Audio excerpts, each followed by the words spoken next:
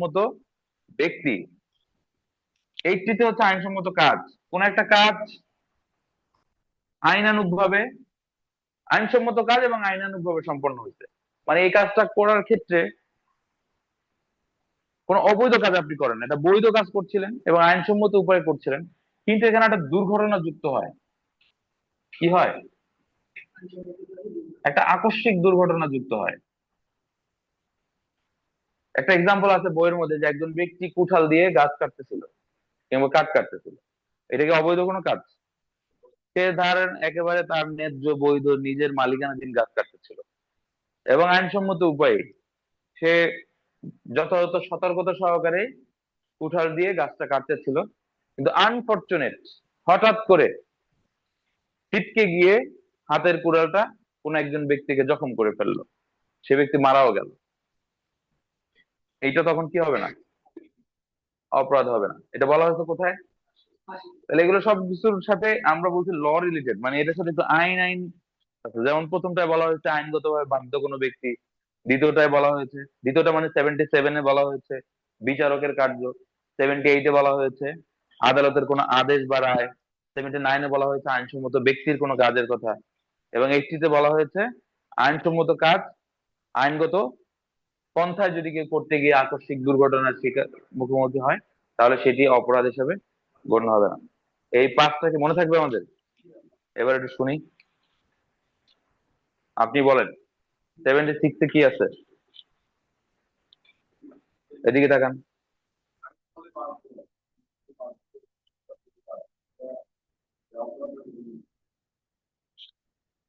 আপনি বলেন 77।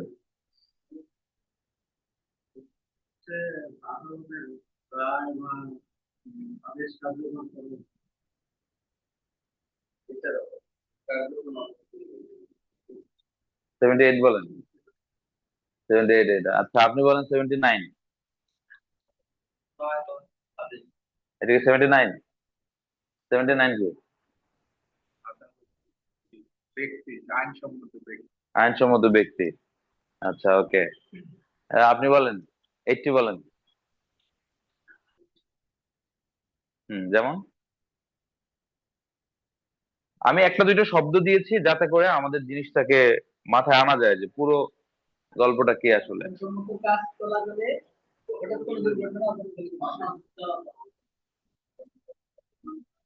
যেভাবে আসুক ধারার মধ্যে যেভাবে সেভাবে পড়বেন, কিন্তু একটা হেড ওয়ার্ড আপনার মাথায় সেভ করা দরকার, যে 76-এ কি আছে, 77-এ কি আছে, 8-এ কি আছে।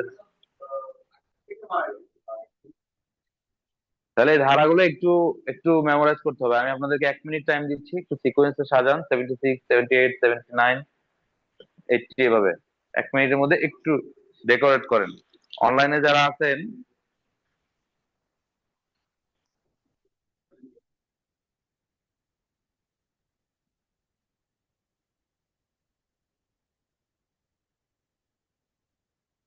ভাই ল্যাপটপটা কি পাওয়া যাবে ভাই?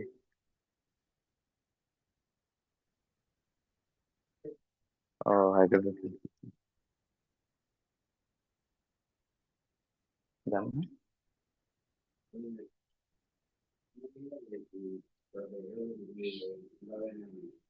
মোজাম্মেল ভাই,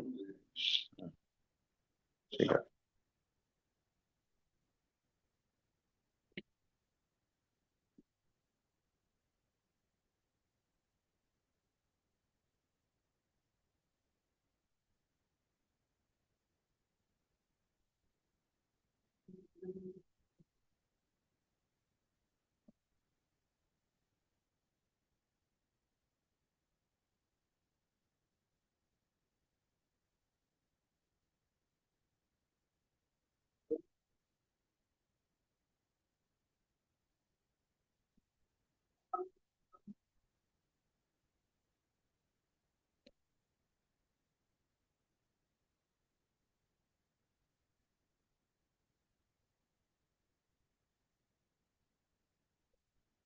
হয়েছে হয়েছে, দেখি একটু বলেন তো কয়জনের কি হয়েছে, পাঁচটাই বলতে পারবেন কে? বলেন।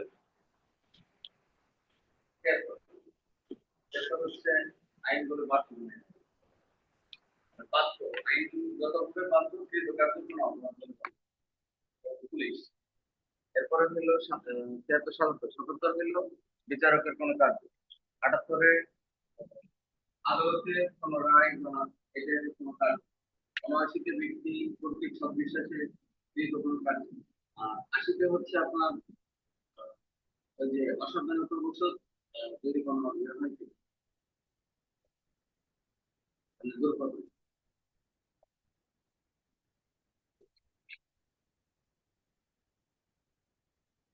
আপনি বলেন।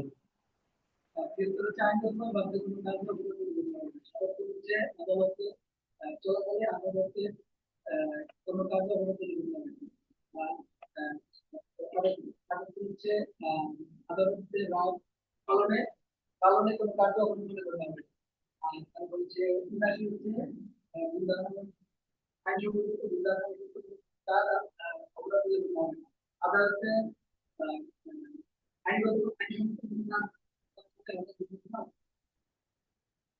আর কেউ? হ্যাঁ, হচ্ছে আইনগত বাধ্য বিভিন্ন মনে করে। তারপরে ৭৭ হচ্ছে বিচারকের কার্য। ৭৮ হচ্ছে আদালতের রায় রায় বাস্তবায়নের ক্ষেত্রে। তারপর ৭৯ হচ্ছে আইনসম্মত কাজ। আর ৮০ হচ্ছে দুর্ঘটনাগত আইনসম্মত কাজ।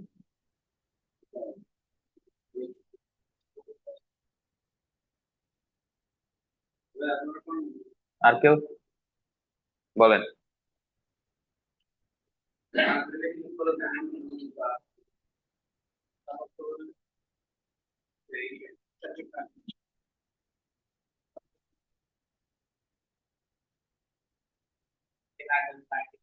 আদালতের আদেশ বা রায়, রায় বা আদেশ।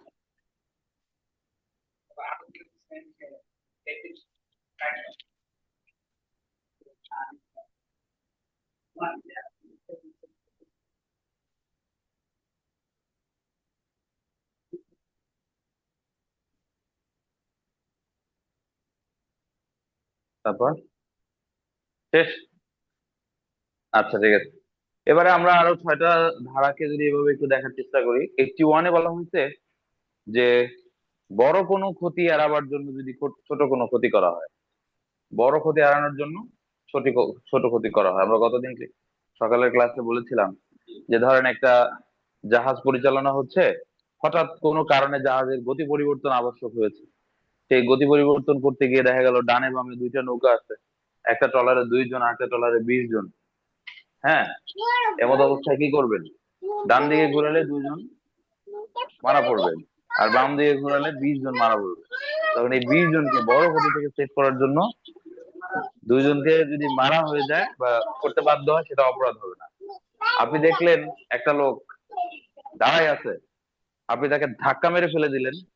ধাক্কা মেরে ফেলার পরে তার একটা পা ভেঙে গেল, কিংবা সে পায়ে একটু আঘাতপ্রাপ্ত হলো, বাট সে লোকটা যেখানে দাঁড়িয়ে ছিল সেখানে একটা বড় গাছ পড়তেছিল আর কি। এরকম একটা সিচুয়েশন আপনি দেখলেন যে একটা গাছ পড়বে এখনই, লোকটাকে আপনি ধাক্কা দিয়ে সরাই দিলেন।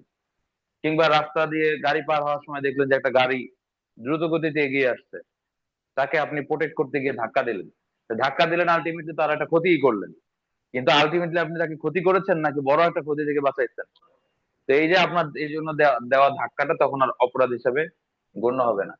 একই সমান্তরালে 5টা বাড়ি আছে, আগুন লেগে গেছে, ক্রমাগত ভাবে আগুন ধেয়ে আসছে। একটা বাড়ি মাঝখান থেকে আপনি ভেঙে ফেললেন যাতে করে আগুনটা সে ছড়াই না যায়। এই যে বাড়িটা আপনি ভেঙে ফেললেন, এটা তখন অপরাধ হিসেবে গণ্য হবে না। তাহলে সিকোয়েন্সটা বোঝা গেল। 81-এ বলা হয়েছে বড় ছোট ক্ষতির আলাপ আর কি এখানে, হ্যাঁ? বড় ছোট ক্ষতির আলাপ, ঠিক আছে? তাহলে বড় ক্ষতি থেকে বাঁচার জন্য কোনো ছোট ক্ষতি করলে এটা অপরাধ হবে না। এরপরে আপনি আইনের মতো আইনের ভাষায় পড়ে নেবেন, আমি জাস্ট জিনিসটাকে টাচ করানোর জন্য বলছি। 81 গেল। 82-তে বলা হয়েছে কিসের কথা?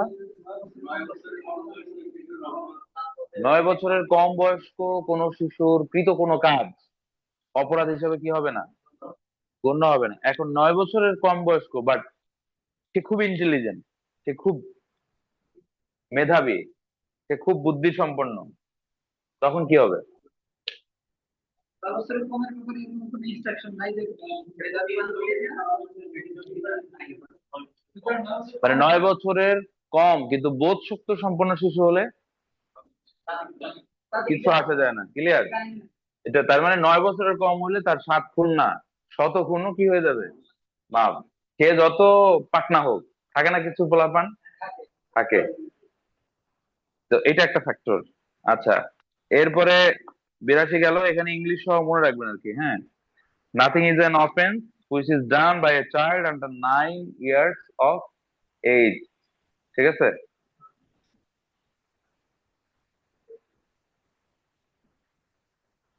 আগে এটা 7 বছর ছিল, পরবর্তীতে 9 বছর করতে হয়েছে, হ্যাঁ। হ্যাঁ, প্রশ্ন তো আসছেই। আচ্ছা, 83 নম্বরে গিয়ে বলছে কি পরেরটা, 9 বছরের চেয়ে বেশি কিন্তু 12 বছরের চেয়ে কম। হ্যাঁ, অপরিণত বোধ শক্তি সম্পন্ন। অপরিণত বলতে ইংলিশ টার্মটা মনে রাখবেন এখানে, সাফিসিয়েন্ট ম্যাচুরিটি যে অর্জন করতে পারে না এখন পর্যন্ত, ঠিক আছে, যার মধ্য দিয়ে সে অপরাধের nature and consequence of his conduct, তার আচরণের প্রকৃতি এবং এটার ফলাফল, এটা সম্পর্কে সে অবগত নয়।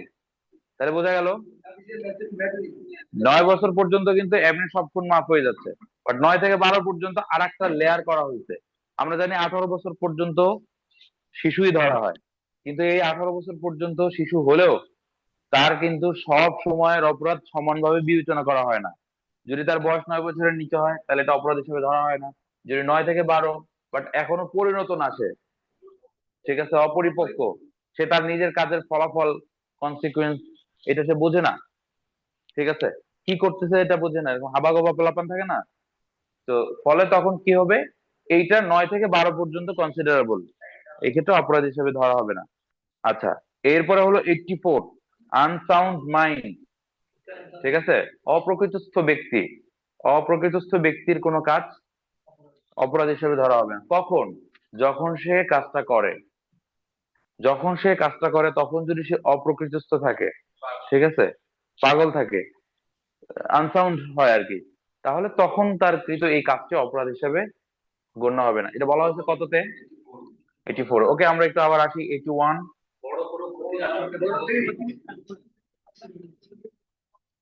কে। 82, 9 বছরে যাচ্ছেন কেন? আমি তো 81-এ ছিলাম। 82,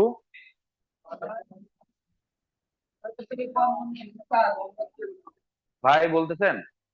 বলেন, বললে গেঁথে যাবে। 83,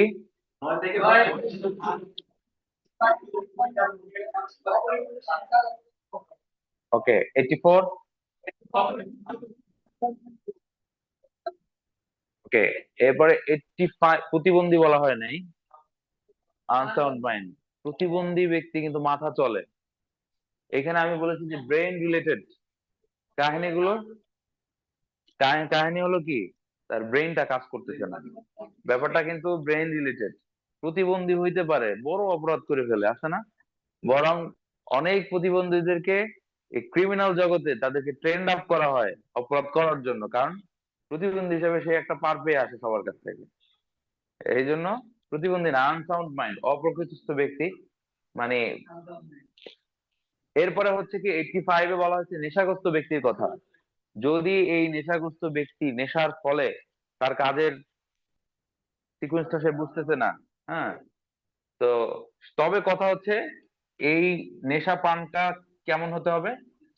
অনিচ্ছাকৃত ভাবে হতে হবে। আপনি ইচ্ছাকৃত ভাবে মানে মদ খেয়ে রেপ করলেন, আপনি মদ খেয়ে খুন করলেন, আছে না এরকম? খুন করার আগে সে একটু মাতাল হয় মদ খেয়ে, কিংবা রেপ করার আগে সে একটু মাতাল হয়ে নেয়, এটার জন্য ইচ্ছাকৃত ভাবে সে কি করে, লাল পানি খায়। তাহলে এটা কি কাউন্ট হবে? না। আপনাকে কেউ ধরেন বাই ফোর্স আপনাকে মানে নেশাগ্রস্ত করে ফেলছে, হ্যাঁ, এই প্রমত্ততা বশত আপনি যদি তখন কোনো অপরাধ করেন, সেটা কি হবে না, অফেন্স হিসেবে বা অপরাধ হিসেবে গণ্য হবে না। আচ্ছা, এরপরে 85 86-এ মূলত এটারই একটা এক্সটেনশন ভার্ব রয়েছে, সেখানে যেটা বলা হয়েছে যে অপরাধের ক্ষেত্রে বিশেষ বা জ্ঞানের প্রয়োজন রয়েছে নেশাগ্রস্ত ব্যক্তি কর্তৃক সে অপরাধ সংগঠন। যেসব ক্ষেত্রে কোনো বিশেষ জ্ঞান বা উদ্দেশ্য সহকারে করা না হলে কোনো কার্য অপরাধ হয় না। ধরেন এই কাজটা করার জন্য আগে একটা মেন্স ইয়ে থাকতে হবে, কিংবা কোনো একটা উদ্দেশ্য থাকতে হবে, কিংবা কোনো একটা নলেজ থাকতে হবে। সেই ধরনের কোনো কাজ, সেই ধরনের কোনো কাজ যদি কোনো ব্যক্তি এরকম মানে নেশাগ্রস্ত অবস্থায় করে ফেলে, তাহলে সেটা কি হবে না? অপরাধ হবে না। তাহলে 85 এবং 86 গেল। আমরা কয়টা পড়লাম এখানে? ছয়টা। এখানে জ্ঞানের একটা ব্যাপার যুক্ত হবে আর কি। ঠিক আছে, এখানে ব্যাপার হচ্ছে 85-এ হচ্ছে অনিচ্ছাকৃত নেশাগ্রস্ততার কারণে বিচার শক্তি রহিত কার্য। যেমন এমন কোন ব্যক্তি কার্য সম্পাদনকালে প্রমত্ততা বশত কার্যটি প্রকৃতি বা সে যে কার্য করতেছে তা ভুল বা আইনের পরিপন্থী বলে চিনতে পারার অযোগ্য হলে তৎকর্তৃক কৃত কোনো কিছুই অপরাধ হবে না। এটা তো বোঝা গেল। এবার 86 পড়ি আমরা। আচ্ছা, এখানে একটা শর্ত দেওয়া আছে যে প্রমত্ততার সৃষ্টিকারী বস্তু তার অগোচরে বা ইচ্ছার বিরুদ্ধে তার উপরে প্রয়োগ করা হয়েছিল, যেটা আমরা বলেছি। 86 এসে বলতেছে যেসব ক্ষেত্রে কোনো বিশেষ জ্ঞান বা উদ্দেশ্য সহকারে করা না হলে কোনো কার্য অপরাধ হয় না, সেসব ক্ষেত্রে কোনো ব্যক্তি উন্মত্ত অবস্থায় কোনো কার্য করলে তার এরূপ ব্যবস্থাপনা করা হবে যেন উন্মত্ত না হলে তার যদ্রূপ জ্ঞান থাকতো তদ্রূপ একই জ্ঞান রয়েছে, যদি না তার উন্মোদনা সৃষ্টিকারী বস্তুরই তার অজ্ঞাতে বা ইচ্ছার বিরুদ্ধে তাকে পরিবেশন করা হয়। এখানে কথা হচ্ছে যে ওই একই ধরনের কথাই আর কি, অনেকটা সিমিলার। যে যদি তাকে ইচ্ছাকৃত ভাবে না, অনিচ্ছাকৃত ভাবে যদি তাকে এই প্রমত্ততার মধ্যে নিয়ে আসে, মানে ড্রাঙ্ক করায়, এরপরে সে যদি কোনো কাজ করে, যেই কাজটা করার জন্য কোন একটা নলেজ থাকতে হতো, মানে জ্ঞান বশত কাজটা করতে হতো, তো যদি ইচ্ছাকৃত ভাবে পান না হয় তাহলে ধরে না, তারপরে যদি সে কাজটি করে তখন ধরে নেওয়া হবে সে জ্ঞান সহই কাজটি করেছে। মানে পার্থক্যটা এখানে দেখেন, যে যদি সে অনিচ্ছাকৃত ভাবে নেশাগ্রস্ত হয় বা কেউ যদি তাকে নেশাগ্রস্ত করায়, এরপরে সে এমন কোনো কাজ করে যে কাজটা করার জন্য নলেজ দরকার, তাহলে সেটা মানে সুরা পান করার পরেও সে নলেজ সহকারে করেছে বলে মানে ধর্তব্য হবে। আর যদি সেটা অনিচ্ছাকৃত ভাবে পান করায় তখন এখানে সেটা অপরাধ হিসাবে গণ্য হবে না। আচ্ছা, আমার দৃষ্টিতে এই দ্বিতীয়টা দেওয়ার আসলে খুব বেশি প্রয়োজনীয়তা আমি দেখি না আর কি, কারণ এটা 85-এর মধ্যে কি হয়ে যায়, চলে আসে। তারপরে দিচ্ছে যেহেতু আমাদেরকে পড়তে হবে। আচ্ছা, তাইলে 86 পর্যন্ত আমরা গেলাম। এবারে একটু এই ছয়টা কে বলতে পারবেন আমাদেরকে, একটু বলেন। হুম। 81 বড় ক্ষতি বাঁধানোর জন্য সঠিক বুদ্ধি। 83 না হচ্ছে কোন বয়স্ক শিশুর কার্য অপরাধ না। 83 9 থেকে 12 বছর অপ্রকৃত মানে তারপরে 83 পাগল না সরি 83 হলো অপ্রকৃত 85 হলো ওই যে মাথা লাগে। আচ্ছা ভাই বলেন, এই ছয়টা একটু বলেন। একটা হচ্ছে কোনো মনোযোগী এড়ানোর জন্য যদি কোনো আর যেটা হচ্ছে নন-মুসলিম কম যদি কেউ আর তারপর হচ্ছে যদি 9 থেকে 12 বছরের মধ্যে হয় কিন্তু যদি এমন হয় যে কনফিডেন্স বুঝতে পারছে 84 হচ্ছে অপোজিট কোনো ব্যক্তি আর 85 হচ্ছে অনিচ্ছাকৃত ভাবে যদি তাকে কোনো নেশা করানো হয়।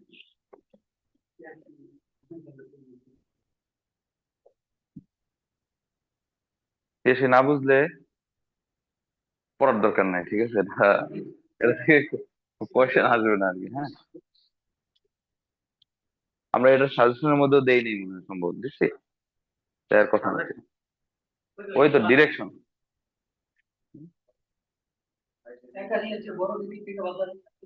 আচ্ছা ওকে, পারবেন, বুঝতে পারছি।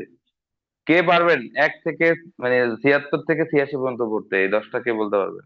এই 11টা 76 থেকে 86 পর্যন্ত। 76 থেকে আইনগত ভাবে কোনো কার্য আহ, অপরাধ বলে গণ্য হবে না। 73 77 হচ্ছে আহ, বিচার চলাকালে বিচারকের কোনো কার্য অপরাধ বলে গণ্য হবে না। 78 হচ্ছে বিচারকের রায় পালনে কৃত কোনো কাজ অপরাধ বলে আদালতের রায় বা আদেশ দ্বারা। রায় বা আদেশ দ্বারা কৃত কোনো কাজ। তারপরে হচ্ছে উনআশি। উনআশি হচ্ছে আইন সম্পর্কিত কিংবা আহ, ভুল ধারণা বশত কোনো কাজে অপরাধ বলে গণ্য হবে। আইনসম্মত ব্যক্তি। হ্যাঁ, আইন আইন সম্পর্কিত ব্যক্তি ভুল ধারণা বশত কোনো কাজে কোনো অপরাধ বলে গণ্য হবে না।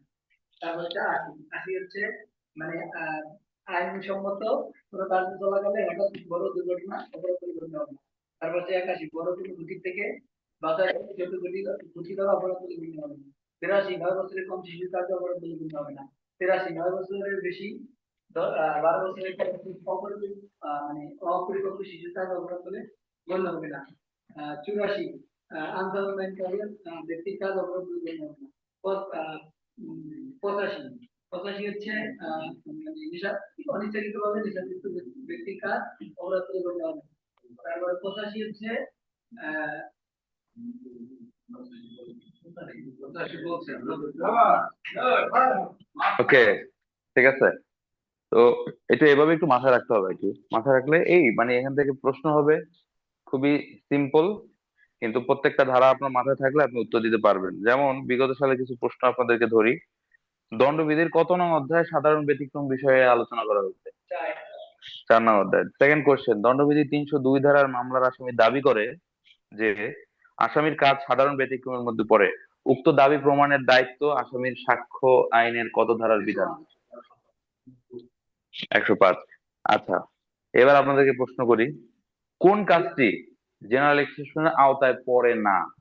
নাম্বার ওয়ান, পুলিশ কর্তৃক বিনা পরোয়ানায় গ্রেপ্তার, আদালতের রায় অনুযায়ী সম্পাদিত কাজ, 12 বছরের কম বয়স্ক পরিণত বোধসম্পন্ন শিশুর কাজ, সৎবিশ্বাসে কৃত কোনো কাজ।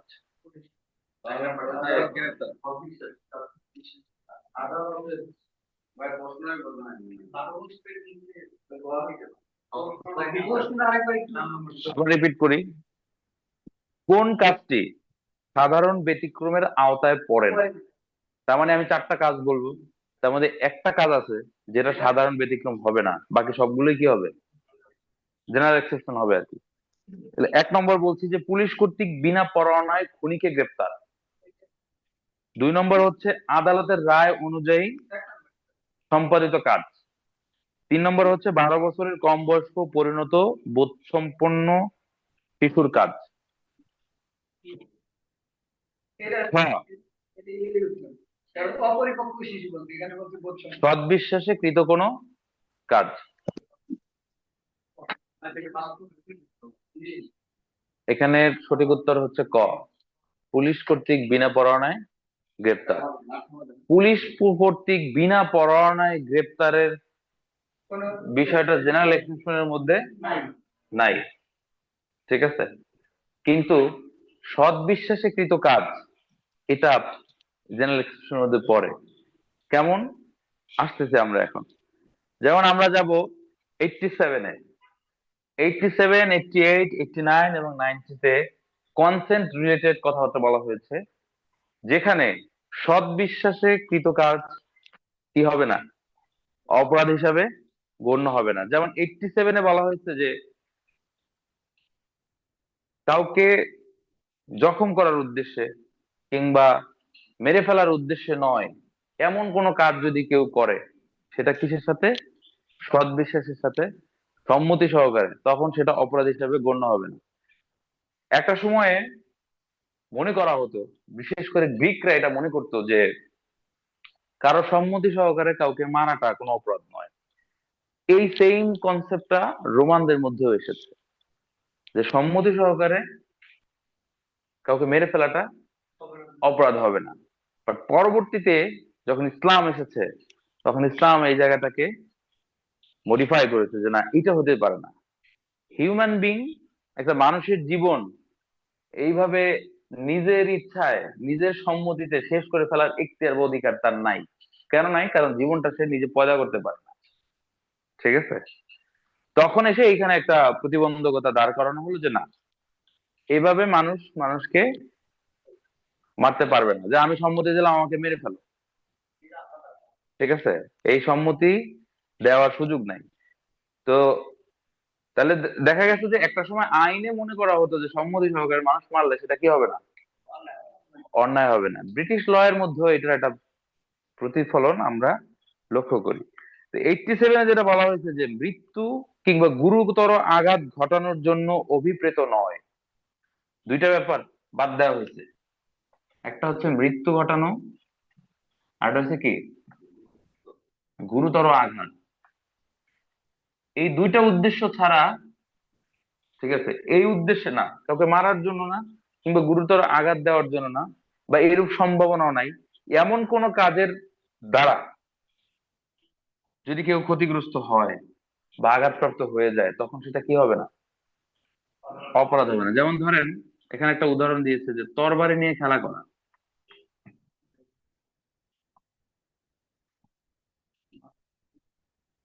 আমার আমার সমস্যা নাই, সব পরিবেশে থাকতে পারে। এই যে এদিক থেকে না, এটা ঠিক আছে। ওই যে ধরেন একটু উষ্ণতা তৈরি হলে আবার ঠান্ডার প্রয়োজনীয়তা অনুভব হবে। তো কি হয় তরবারি খেলায়, আপনারা দেখছেন? তরবারি খেলা না দেখেন, রেসলিং দেখছেন না, কুস্তি খেলা দেখছেন না, কাবাডি খেলা দেখছেন না, লাঠি খেলা দেখছেন না? এই ধরনের খেলায় এক ধরনের মিউচুয়াল আন্ডারস্ট্যান্ডিং থাকে, এক ধরনের কনসেন্ট থাকে যে এই খেলার উদ্দেশ্য কি কাউকে মেরে ফেলা। কিন্তু এই খেলার একটা মানে খেলতে গিয়ে এরকম একটা ঘটনা ঘটতে পারে। যদি ঘটে যায় তখন সেটা অপরাধ হিসাবে গণ্য হবে না। কারণ ধরেই নেওয়া হয় যে আপনি খেলতে আসছেন, তার মানে হচ্ছে কুস্তিতে কি হয়, একজন আরেকজনকে হিট করে। তাহলে তো আপনি ধরেই নিয়েছেন যে এক ধরনের এখানে ক্রিয়া প্রতিক্রিয়া হবে, হাতাহাতি হবে, মারামারি হবে এক ধরনের। তো এই জন্য এটা অপরাধ হিসেবে গণ্য হবে না। 88-এ একই ধরনের কথা বলা হয়েছে, কিন্তু এক্সাম্পলটা একটু ভিন্ন। দেখেন, মৃত্যু ঘটানোর জন্য অভিপ্রেত নয় এমন কার্য ব্যক্তি বিশেষের উপকারার্থে সৎ বিশ্বাসে সম্মতি সহকারে করা হয়। মৃত্যু ঘটানোর উদ্দেশ্য নাই, উপকার অর্থে কাজটা করা হবে। কিসের জন্য? উপকারের জন্য কাজটা করা হবে, সৎ বিশ্বাসে।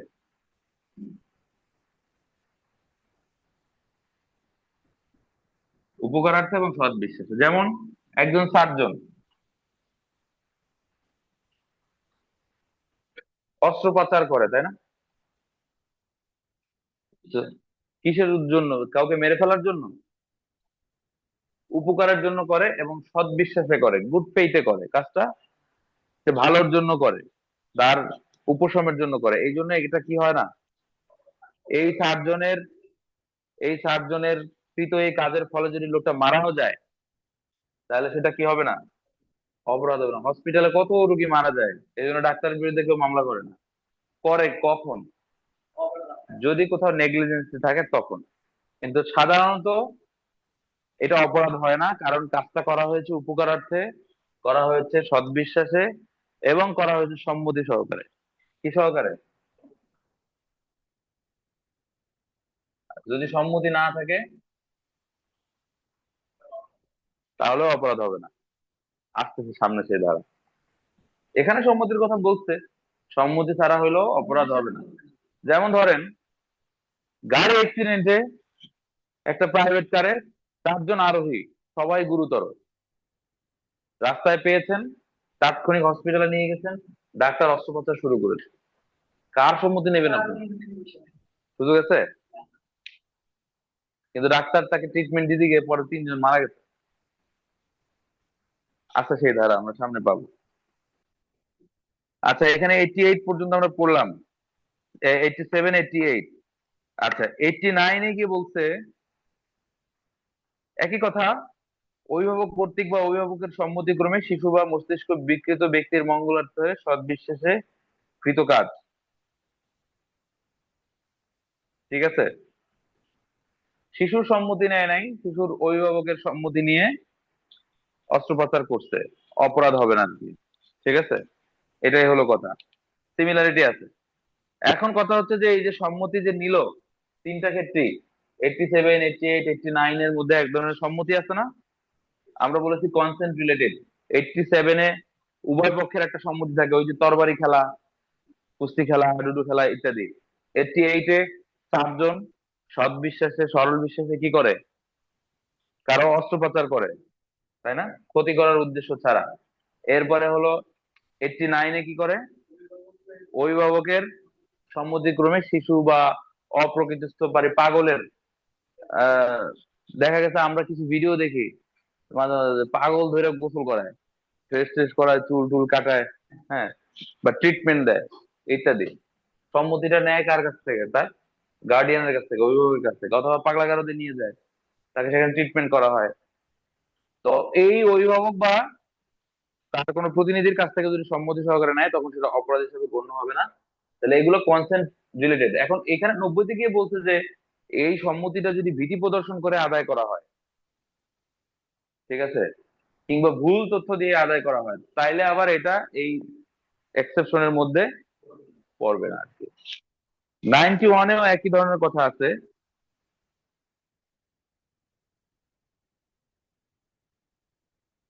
91-এ এই যে গর্ভপাত ঘটানোর উদাহরণটা একটু মাথায় রাখবেন, উদাহরণটা একটু পড়ে নেবেন, ঠিক আছে, নারীর গর্ভপাত ঘটানো। হ্যাঁ, আচ্ছা, এবার 92-তে যাই আমরা একটু, 92 থেকে 95 পর্যন্ত। এই দেখেন 92-তে, যদি পরিস্থিতি এরূপ হয় কোনো ব্যক্তির পক্ষে সম্মতি দান করা অসম্ভব, বা যদি উক্ত ব্যক্তি সম্মতি দান করতে অপারগ হয় এবং তার এরূপ কোনো অভিভাবক বা আইনানুগ দায়িত্ব সম্পন্ন অন্য কোনো ব্যক্তি না থাকে, যার নিকট হতে সফলতার সঙ্গে করণীয় বস্তুর জন্য যথাসময়ে সম্মতি অর্জন করা সম্ভব হয়, তাহলে উক্ত ব্যক্তির সম্মতি ব্যতিরেকেই মঙ্গলার্থে সরল বিশ্বাসে কোনো কার্য করার কারণে উক্ত ব্যক্তির ক্ষতি সাধিত হতে পারে বিধায় কার্যটি অপরাধ হবে না। কথা বুঝলেন ভালো করে? অর্থাৎ কোনো ব্যক্তির যদি সম্মতি নেওয়ার সুযোগ না থাকে, তার যদি কোনো আইনানুগ প্রতিনিধি না থাকে, একটা লোক, গতকালকে আমি আর আলামিন ভাই এটা নিয়ে গল্প করতেছিলাম, যে ধরেন ড্রেনের মধ্যে একটা লোক পড়ে গেছে, পড়ে বেহুশ, হ্যাঁ, এখন আপনি তাকে ড্রেনের মধ্যে থেকে হাত ধরে টেনে উঠাচ্ছেন। এই লোকটা যে কার বাচ্চা ড্রেনে পড়েছে কিংবা কোন লোক ড্রেনে পড়েছে, তার অভিভাবক কে, ওই অচেতন ব্যক্তির সম্মতি নেওয়া তো সম্ভব না, তার কোনো লিগ্যাল গার্ডিয়ানও আশেপাশে কেউ নাই। এখন আপনি লোকটাকে টেনে উঠানোর দায়িত্ব নিয়ে টেনে উঠাচ্ছেন, কারোর সম্মতি নিতে পারছেন? কিন্তু কি জন্য উঠাচ্ছেন? উপকারার্থে উঠাচ্ছেন, সৎ বিশ্বাসে উঠাচ্ছেন, তাকে বাঁচানোর জন্য উঠাচ্ছেন। উঠাতে গিয়ে কিছু দূর উঠানোর পরে হাত ফসকে লোকটা কি হয়ে গেল আপনার, ছুটে আবার পড়ে গেল, পড়ে গিয়ে তার শেষ, মাথা ফেটে মারা গেল, বা তার ক্ষতি হলো। এখন এই কাজটা অপরাধ হবে কিনা? হবে না। এটা কোথায় বলা হয়েছে? 92-তে। তাহলে দেখলাম 87, 88, 89-তে সম্মতি নিয়ে করা হয়, 92-তে সম্মতি ছাড়াই করা হয়, করা হলেও সেটা কি হয় না, অপরাধ হয় না। 93-তে বলা হয়েছে সৎ বিশ্বাসে কৃত যোগাযোগ, হ্যাঁ, কমিউনিকেশন, গুড ফেথ। এবার কি আসছে আমাদের ওই প্রশ্নের উত্তরটা, আমরা যেটা বলছিলাম যে সৎ বিশ্বাসে কৃত কোনো কাজ, ওইটা পুলিশের গ্রেপ্তারি পরোয়ানা কেন সঠিক উত্তর হচ্ছে। 4টা অপশন বলছিলাম না, ক, খ, গ, ঘ। আপনারা ধারণা করছিলেন যে ঘ হবে। ভাই হাত তুলছিলেন, এবার হাত তোলার ব্যাখ্যা দেন। তাকে বলা হয় নাম্বারে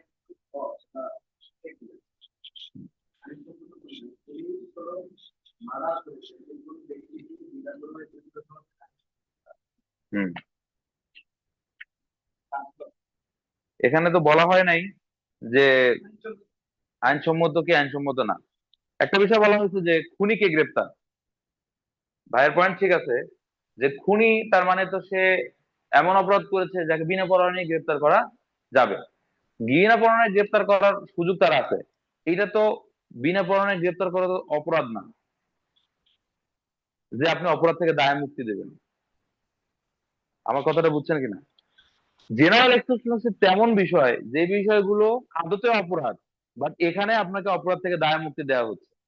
পুলিশ কর্তৃক খুনিকে গ্রেপ্তার তো কোনো অপরাধই না, এটা তো তার ডিউটি, এটা তার স্বাভাবিক ডিউটি।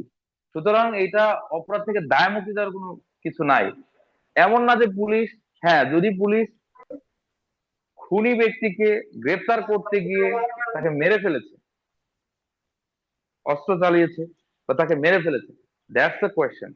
যে এই মেরে ফেলার রাইট তো তাকে আইন দেয় নাই, তখন সেটা জেনারেল এক্সেপশনের মধ্যে পড়তো যে সে আইনগত দায়িত্ব পালন করতে গিয়ে ক্ষমতার এক্সেস করে ফেলছে, কিন্তু যেহেতু সে আত্মরক্ষার জন্য কাজটা করছে, ওদিক থেকে পাল্টা গুলি করছে, এই জন্য তাকে দায় মুক্তি। মানে আপনার প্রশ্নের সহজ উত্তর হচ্ছে এটা অপরাধী না যে অপরাধ থেকে দায় মুক্তি দিতে হবে। আমি কি বলতে পারলাম? সুতরাং এই জন্য এটা জেনারেল এক্সেপশনের মধ্যে পড়বে না, বাকিগুলো জেনারেল এক্সেপশনের মধ্যে পড়বে। ঠিক আছে? আচ্ছা, এবারে আসা যাক। গ নম্বরটাতে পরিপক্ক বলা হয় কি? হ্যাঁ, পরিপক্ক শিশু। এখানে পরি- পরিপক্ক বলতে এখানে বোধ সম্পন্ন শিশুর কাজ বোঝানো হচ্ছে, যে 12 বছরের কম বয়স্ক পরিণত বোধ সম্পন্ন শিশুর কাজ। পরিণত বছর শিশুর কাজ করতে জানা আছে। এখানে আমার ধারণা মিস্টেক করেছে, অপরিণত হওয়ার কথা ছিল। সেটা এজন্য আমি বলি ঠিক আছে, উপায় তো যাই হোক, যদি এরকম ঘটনা ঘটে যে দুইটাই হয়, দুইটাই হচ্ছে বলে মনে হয়, কি করবেন? এখানে বলা থাকে চুজ দ্য বেস্ট অপশন। না না, প্রথমটা না, চুজ দ্য বেস্ট অপশন। আপনাকে বলা হয় না যে সঠিক উত্তর বাছাই করো, আপনাকে বলা হয়েছে যে সবচেয়ে বেস্ট যেটা, সঠিক উত্তর যদি 3টা হয়, কোনটা বেস্ট সেটা নিবেন। এক নম্বরটাই বেশি হবে। কারণ এটা নাই প্রথমে। ঠিক আছে, এখানে 1 নম্বরটাই বেস্ট হবে, কারণ 1 নম্বরের সাথে কোনো আলোচনাই নাই। আচ্ছা, এরপরে আমরা যাই 93-তে। গুড ফেইথে কমিউনিকেশনের কথা বলছিলাম আমরা। ধরেন একজন ডাক্তার রোগীরে বলল যে ভালো মন্দ যা খাওয়ার খেয়ে নেন, আপনার আসলে খুব বেশি দিন আর লাস্টিং করবে না। এই কাজটা আসলে বোধ শক্তি সম্পন্ন হয় নাই বা সেন্স কভার করে না, বা এটা আসলে অনুচিত একটা কাজ হয়েছে, কিন্তু বেআইনি বলার সুযোগ নাই, অপরাধ বলার সুযোগ নাই। হ্যাঁ, বা আমরা বলি না যে কমন সেন্স লেস কাজ। হইতে পারে যে আপনি এটা ওনাকে না বলে ওনার ফ্যামিলি মেম্বার কাউকে বলতে পারতেন, ওনাকে বলায় উনি হার্ট হয়েছে, উনি মারা গেছে। ধরেন এই কথা শুনে 7 দিন বাঁচবে, সেখানে একদিনের মারা গেছে, কিন্তু এটা অপরাধ হবে না, কারণ উনি চিন্তা করছে যে এই রুগীকে আসলে কি করা দরকার, কনসার্ন করা দরকার, তার রোগের ব্যাপারে জানানো দরকার, এই আর কি। এটা গেল 93-তে বলা হচ্ছে। এরপরে 94-এ বলা হয়েছে হুমকির ফলে বাধ্য হয়ে কোনো ব্যক্তি কর্তৃক কৃত কাজ, ঠিক আছে, কি হবে না, অপরাধ হবে না। তবে এখানে ব্যাপার হচ্ছে যে হুমকিটা কেমন, হুমকিটা কেমন সেটা বুঝতে হবে। মানে আপনাকে হুমকি দিছে ওরে খুন করো, নাহলে তোমাকে বাড়ি থেকে বের করে দেবো। কি চমৎকার কথা না? আপনি চিন্তা করলেন আমার বাড়ি থেকে বের হয়ে যাওয়া লাগবে, এটা বিপদ, আমি খুনটা করে ফেললাম, নো, এটা চলবে না। মানে আপনাকে যেই, সহজ কথায় মনে রাখবেন, যে অপরাধ করার জন্য আপনাকে হুমকি দেওয়া হচ্ছে, তার চেয়ে গুরুতর শাস্তি যদি আপনার জন্য রেখে দেয় বা আহ, পরিস্থিতির শিকার যদি আপনার হওয়া লাগে, তখনই কেবল এটা কাউন্ট হবে। 94 গেল। 95-এ বলা হচ্ছে যে সামান্য ক্ষতিকারক কোনো কাজ অপরাধ হিসাবে গণ্য হবে না, সিম্পল। ঠিক আছে, অনেক সময় হয় না এরকম, যে ক্ষতি হয়েছে কিন্তু আসলে এই ক্ষতি কাউন্টেবল না, আপনার কলমের নিব নিয়ে গেছে।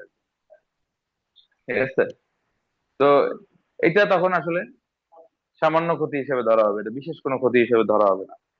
আচ্ছা, তাহলে আমরা এইখানে 20টা সেকশন পড়লাম, যেগুলো জেনারেল এক্সেপশন, সাধারণত অপরাধ মনে হলো এটা অপরাধ হিসাবে ধর্তব্য হবে না বা গণ্য হবে না। মনে থাকবে আপনাদের এগুলো? 94-তে ছিল যদি হুমকির ফলে আপনাকে কোনো, মানে হুমকির ফলে আপনি যদি কোনো অপরাধ করেন বা কোনো কাউকে কোনো ক্ষতিকর কিছু করেন, তো সেটা অপরাধ হিসেবে গণ্য হবে না। তাহলে আমরা প্রথমত দেখলাম 1 থেকে মানে 76 থেকে 80 পর্যন্ত ল রিলেটেড কয়েকটা পাইলাম আমরা 5টা। 81 থেকে 86 পর্যন্ত আমরা ব্রেন রিলেটেড কিছু বিষয় পড়লাম। 87, 88, 88, 89, এই 3টা পড়লাম আমরা কনসেন্ট রিলেটেড। এবং 90 এবং 91-এ আমরা পড়লাম যে এই কনসেন্টটা ফ্রি হওয়া দরকার। ঠিক আছে, মানে কোনো ভীতি বা ভুল তথ্যের মাধ্যমে হতে পারবে না, এই রিলেটেড। 92 থেকে 95, হ্যাঁ 95 পর্যন্ত আমরা পড়লাম। কয়েকটা আদার্স আছে, এগুলো মনে রাখতে পারবো না আলাদা করে। হ্যাঁ, 92 তে কি বললাম? সম্মতি ছাড়া কারো তারা মঙ্গল আসতে পারে তাৎক্ষণিক সেটা ওই অবৈধ যে বলে না। যখন সম্মতি নেওয়ার চান্স থাকে না, তখন বিনা সম্মতিতে যদি উপকারার্থে মঙ্গলার্থে সদ্বিশ্বাসে কোনো কাজ হয়। হ্যাঁ, 92, 93 ডাক্তার ডাক্তার ছাড়াও হইতে পারে। ডাক্তার ছাড়া হইতে পারে, যেমন ধরেন আপনি যে বাসায় বসবাস করেন তার পাশের ফ্ল্যাটে একটা বাচ্চা মেয়ে বেলকনি দিয়ে বাইরে ঝুলতেছে, পড়ে যাবে একটু পর। আপনি এই সিচুয়েশন দেখে দ্রুত বাসায় ঢুকে দরজা ভেঙে ওই বাসায় ঢুকলেন, ঢুকে বাচ্চাটা উদ্ধার করলেন। ডাক্তার লাগে? ডাক্তার ছাড়াও হইতে পারে।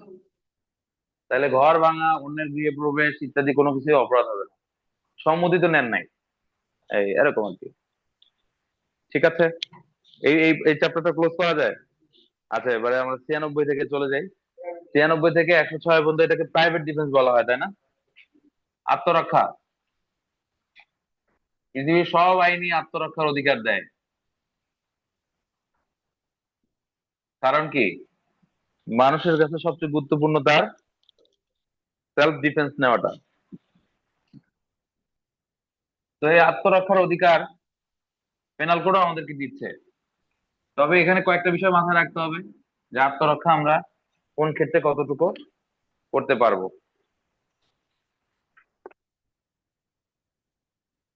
96 এ বলা হয়েছে, nothing is an offence which is done is exercise of the right of private defence.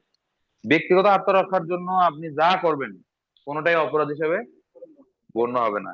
এটা গেল আম কথা। এটাকে আবার একটু লিমিটও করা হয়েছে, তাই না?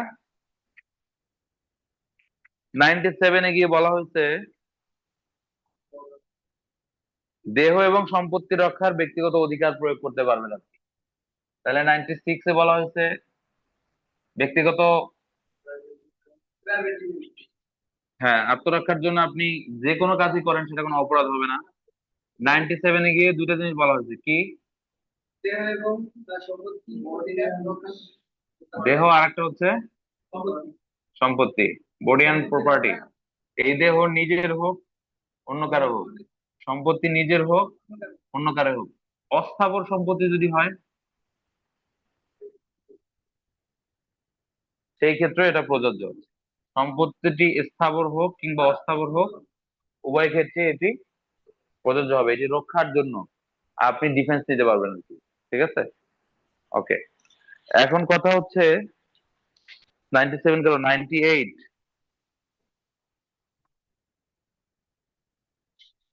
মজার জিনিস। আচ্ছা, 82 মনে আছে আপনাদের? হ্যাঁ,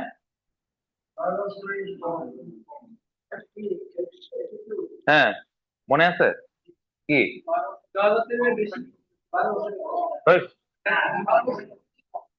83,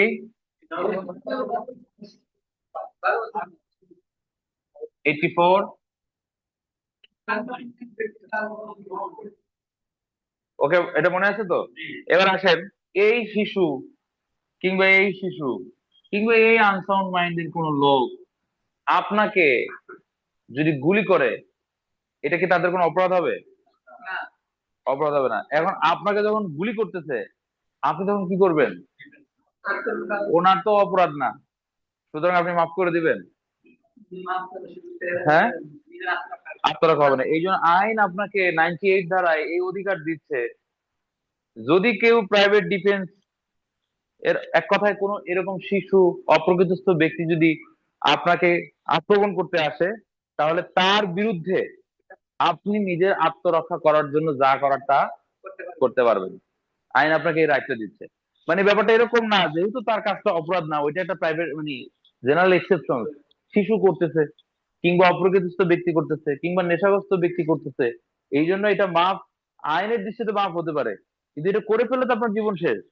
সেই জন্য আপনাকে আবার আইন 98 রাইট দিচ্ছে ওনাদের এরকম কাজ প্রতিহত করার জন্য আপনি আত্মরক্ষার জন্য যা করার তা করতে পারবেন, আত্মরক্ষার অধিকার প্রয়োগ করতে পারবেন। তার মানে শিশু যদি আপনাকে বিষ পান করে মেরে ফেলে, কিংবা আপনাকে গুলি করে, কিংবা ধারালো অস্ত্র দিয়ে আপনার বিরুদ্ধে ধেয়ে আসে যে আপনাকে এখনই মেরে ফেলবে, আপনি এটাকে ঠেকাতে পারবেন। এক কথা হলো এই। ঠিক আছে, 98 এর বিষয়টা আমরা বুঝতে পেরেছি। ওকে,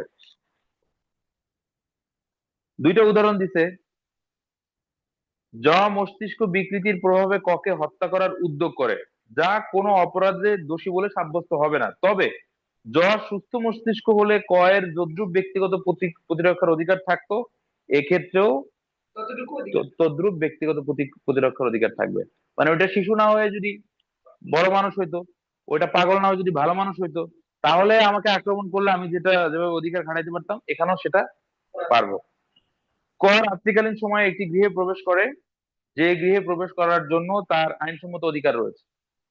খেয়াল করিয়েন, যে লোকটা গৃহে প্রবেশ করলো তার ওখানে প্রবেশ করার আইনসম্মত অধিকার আছে, কিন্তু খ মনে করলো যে হায় রে, এই লোক এখানে ঢুকলো কেন, চুরি করতে ঢুকছে মনে হয়, এইটা মনে করে সে যদি তাকে কি করে, প্রতিহত করে, এক্ষেত্রে ক্ষয়ের কোনো অপরাধ হবে না, কয়েরও কিন্তু অপরাধ না। ক যে রাত্রিকালীন একটা বাসায় ঢুকছে, এটা তার রাইট আছে, ওইটা ধরেন খ তো আর ওটা জানতো না, এটা খ না জানার কারণে সরল বিশ্বাসে সে প্রাইভেট ডিফেন্স নিচ্ছে, এটা ক্ষয়েরও অপরাধ হবে না আর কি। ওকে, গেল। 99 কি বলছে? সরকার কর্মকর্তা সরকারি কাজে আত্মরক্ষা করবেন, ভালো কথা, কিন্তু সীমা লঙ্ঘন করা যাবে না। সব জায়গায় মাতব্বরি চলবে না। সরকারি কর্মকর্তা আসছে আপনাকে গ্রেফতার করার জন্য, আপনি চিন্তা করলেন আমার তো আত্মরক্ষার কি আছে, সুযোগ আছে, সিভিল ড্রেসে আসছে, আপনি তারা মাইরা দিলেন, সে তার পরিচয় দিচ্ছে, তারপরেও আপনি কি করলেন, তার কার্ড পরিচয় কোনো কিছু না, আপনি উল্টো তারে মাইরা দিলেন। অথবা আপনাকে গ্রেফতার করতে গিয়ে সে যুক্তিসঙ্গত বাধা প্রদান করতেছে, ঠিক আছে, আপনাকে নিবৃত্ত করার জন্য, আপনি এটার এগেনস্টে প্রাইভেট ডিফেন্স খাটাচ্ছেন, চলবে না, অধিকার নেই। 2 নম্বর হচ্ছে আপনাকে একটা শিশু সে ধরেন থাপ্পড় দিচ্ছে, কিংবা একজন ব্যক্তি আপনাকে ধাক্কা দিচ্ছে, আপনি প্রাইভেট ডিফেন্স হিসাবে এইটা করতে পারবেন না যে ধাক্কার বিপরীতে তাকে আপনি পাথর মাইরা শেষ করে ফেলবেন। তাইলে কি হবে, যতটুকু ক্ষতি ততটুকু প্রতিরক্ষা, যতটুকু ক্ষতি ততটুকু প্রতিরক্ষা। কততে বলা হয়েছে এটা? যতটুকু যদি এটা হলো, 99-এ।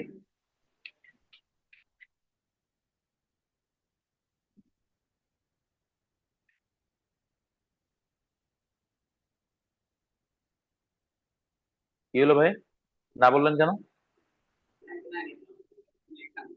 বলেন।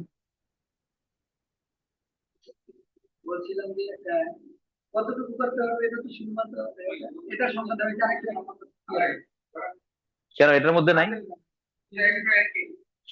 101-এ থাকুক, 99-এ নাই? 99-এ নাই? 99 স্পষ্ট বলা আছে, আত্মরক্ষার জন্য যতখানি ক্ষতি করা প্রয়োজন তার অধিক ক্ষতি পর্যন্ত আত্মরক্ষার অধিকার কোনো অবস্থায় বিস্তৃত নয়। একথার মানে কি? এক- তার অধিক ক্ষতি আত্মরক্ষা নাই 99-এ? তো এটা তো পড়তে হবে, এই জন্য পড়ার নাই দেখে তো ওই জায়গায় হাত দিলাম। এটা 99-এর মধ্যে আছে। এবারে 100-এর মধ্যে যাই আমরা। 100-তে কি বলা হয়েছে?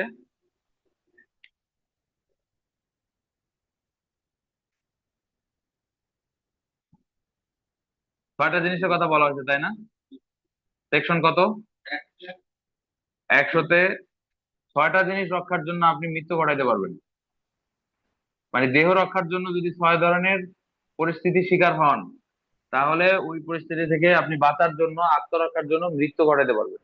এতক্ষণ যা বলছে সেগুলো কিন্তু মৃত্যুর কথা বলে নাই, আপনি প্রতিরক্ষা নিতে পারবেন, যতটুকু আঘাতপ্রাপ্ত হবেন ততটুকু। কিন্তু 100 ধারায় বলতেছে আপনি একেবারে মেরে ফেলতে পারবেন যদি আপনার সাথে এই 6 ধরনের ঘটনা ঘটে। এই 6 ধরনের ঘটনা কি কি? আমরা থানায় জিডি করি না? জিডি না নিলে আমরা কি করি, কোর্টে গিয়ে সিআর মামলা করি, ঠিক আছে? ধরেন এই কাজটা করতেছে ইউকে থেকে ফেরত একজন নাগরিক, ঠিক আছে? তাহলে এখানে 6টা অপরাধের কথা আমরা পাইলাম। একটা হচ্ছে যদি ডেথ, মৃত্যু ঘটায়। একটা হচ্ছে গ্রিভিয়াস হার্ট, যদি মারাত্মক আঘাত করে। একটা হলো রেপ। আর একটা হচ্ছে রংফুল কনফাইনমেন্ট।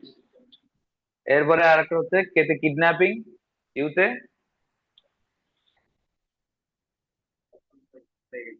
আনন্যাচারাল,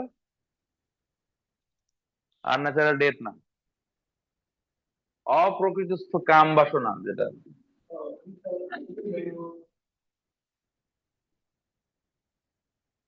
তাহলে এখানে 100 ধারায় 6টা জিনিস পেলাম। কয়টা? জিডি, সিআর, ইউকে, ঠিক আছে? জিডি করতে গেলেন, না নিলে সিআর কেস করবেন। ভাই আমি এটা একটু বুঝতে পারছি।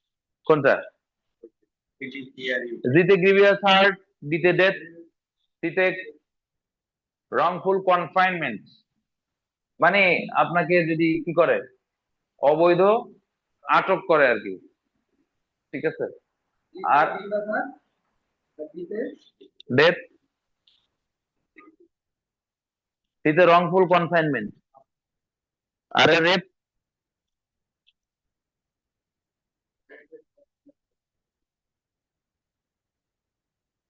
এটা বইতে দেওয়া আছে, লেখার দরকার নাই।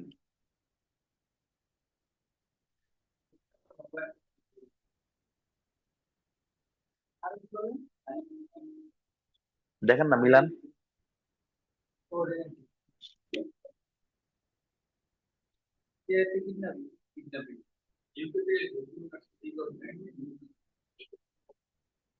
আচ্ছা, 103 ধারায় বলা হয়েছে 4টা জিনিসের কথা, তাই না? 103 ধারায় সম্পত্তি রক্ষার জন্য মৃত্যু ঘটানো যায়। আর 100 ধারায়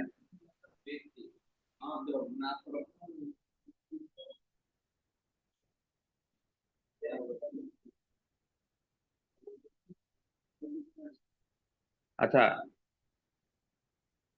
96 ধারায় আমরা পড়েছিলাম প্রাইভেট ডিফেন্স নেওয়ার সুযোগ থাকবে। 97 ধারায় আমরা পড়েছিলাম কোন কোন জিনিস? দেহ এবং সম্পত্তি। এবারে 100 ধারায় পড়তেছি দেহ, আর 103 ধারায় পড়তেছি সম্পত্তি। 100 ধারায় দেহ রক্ষার জন্য মৃত্যু ঘটাতে পারবে 6টি ক্ষেত্রে, সেগুলো আমরা পেলাম। 103 ধারায় সম্পত্তি রক্ষার জন্য মৃত্যু ঘটাতে পারবে কয়টি ক্ষেত্রে? 4টি ক্ষেত্রে। এইচআরএম সাবজেক্টে কেউ পড়ালেখা করছেন? HRM subject, HRM human resource management আছে না?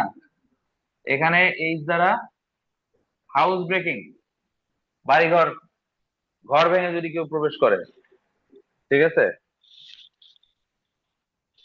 আর এ রোবারি বা দস্যুতা।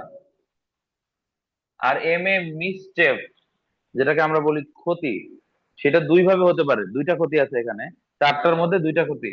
একটা আগুন দ্বারা ক্ষতি, আর একটা অন্যান্য ক্ষতি। বই থেকে পড়ে নেবেন, জাস্ট একটু মনে রাখার সুবিধার্থে। এইচআরএম এম দ্বারা 2টা জিনিস বুঝাবে, হ্যাঁ? তাহলে 103 ধারা আমরা কি পাইলাম? মৃত্যু পর্যন্ত ঘটানো যেতে পারে। ওকে, যারা অনলাইনে আছেন আমাদের নোটগুলো কি নিতে পারছেন? এবং বিশেষ করে নজরুল ভাই, জি ভাই, আপনাকে নিচ্ছি। ক্লাসে সবাই সবাই মিস করতেছে। স্যার। নজরুল ভাই নাকি আজকে জামিলা নামে আসছেন, এটার কারণ খুঁজতেছে লোকজন।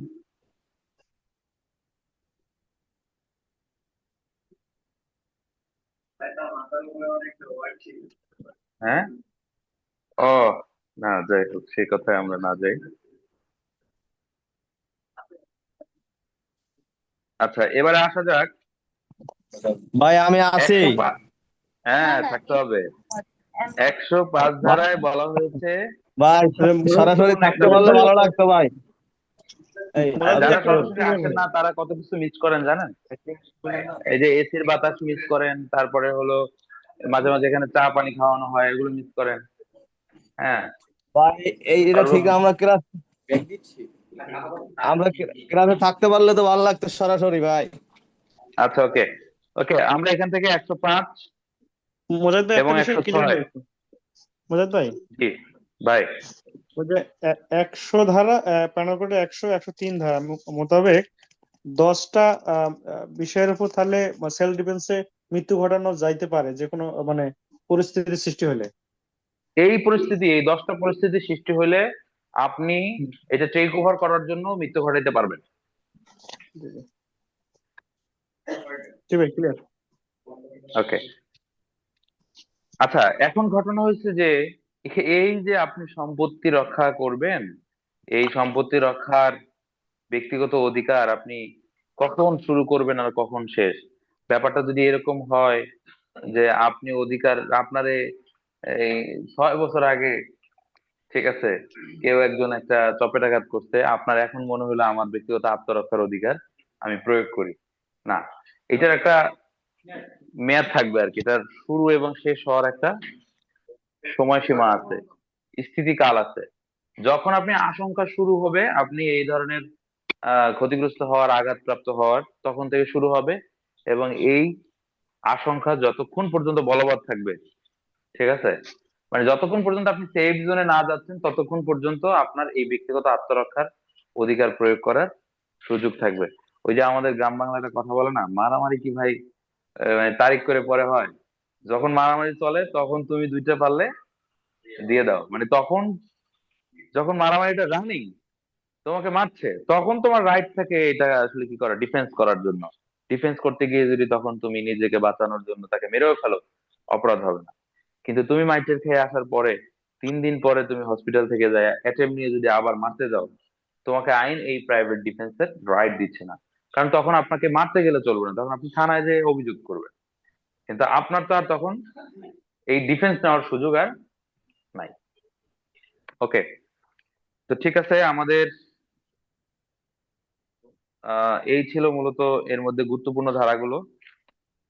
আশা করছি আপনারা একটু পড়ে নেবেন, তাহলে এগুলো আরো বেশি মনে থাকবে। ঠিক আছে।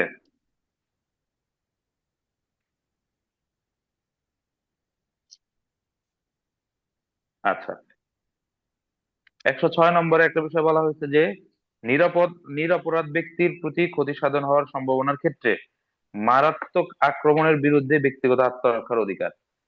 মানে এটা একটা এক্সাম্পল বলি তাহলে জিনিসটা ক্লিয়ার হবে। যেমন ধরেন,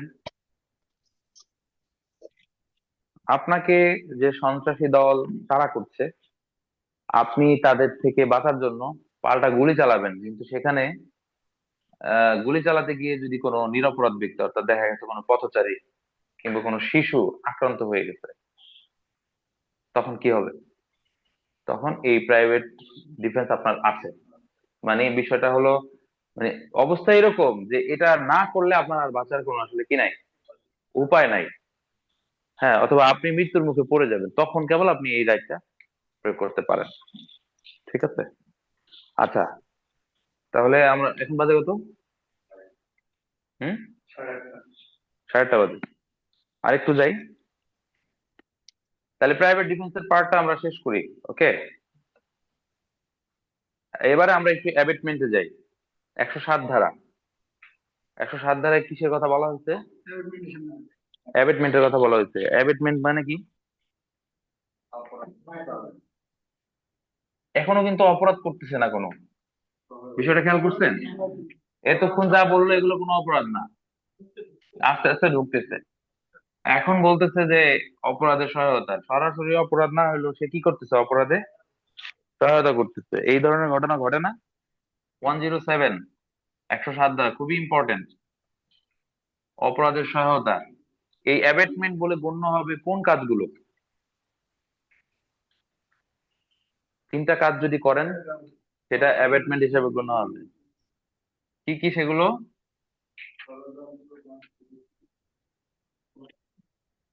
এসিআই, এসিআই কয়েল ব্যবহার করছেন আপনারা কখনো?